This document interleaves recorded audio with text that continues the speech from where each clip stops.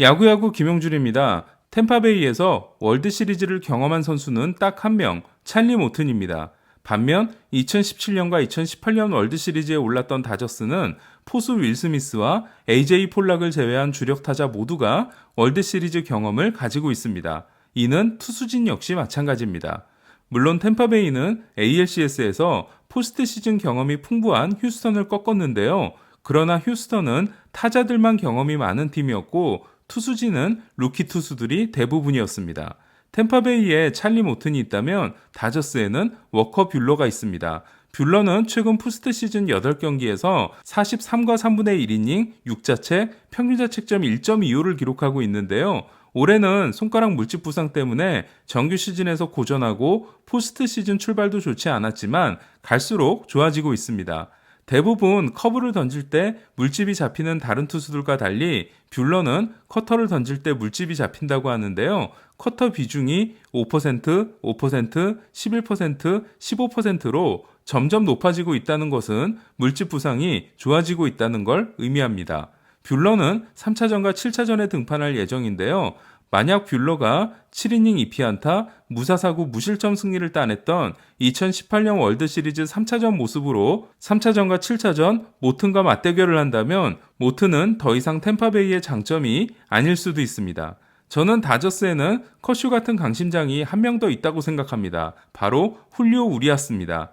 2016년 5월 28일 만 19세 289일의 나이로 데뷔한 우리아스는 그해 디비전 시리즈 5차전에서 2이닝 1피안타 무실점 9원승을 따냄으로써 만 20세 62일의 나이로 포스트 시즌 역대 최연소 승리 투수가 됩니다.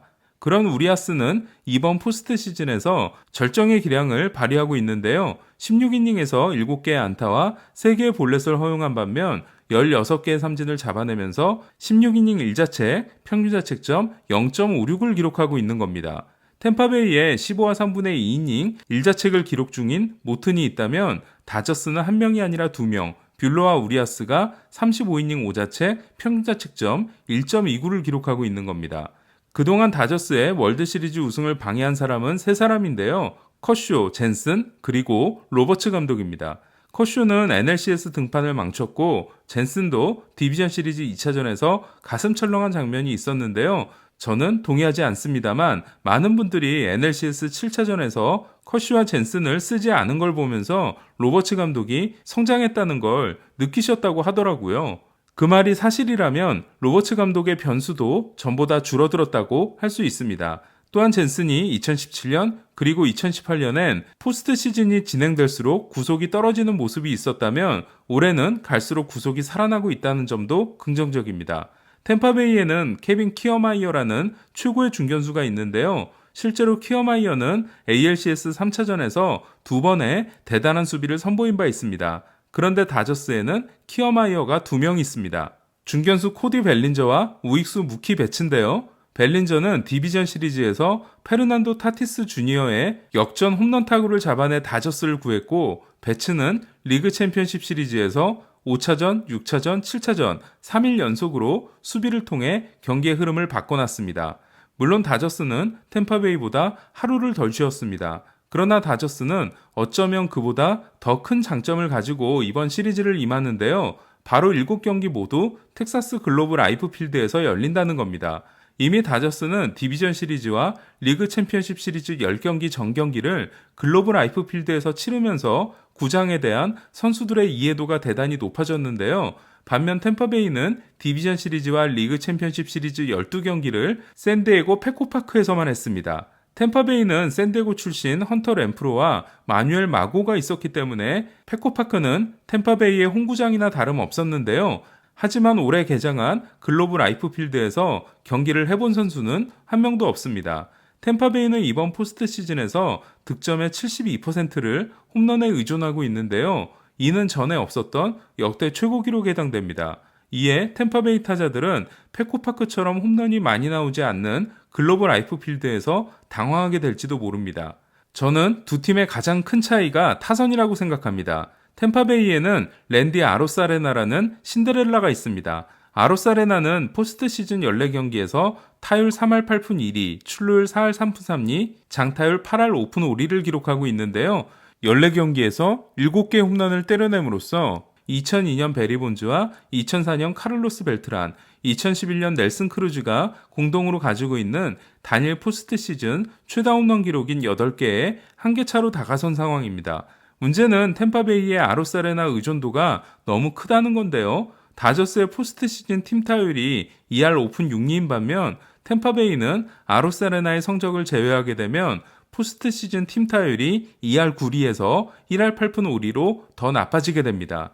아로사레나는 팀 안타의 23%와 팀 홈런의 28%를 혼자 담당하고 있는데요. 그런 아로사레나의 방망이가 식기라도 하는 날에는 템파베이 타선 전체가 힘을 잃어버릴 수도 있는 겁니다.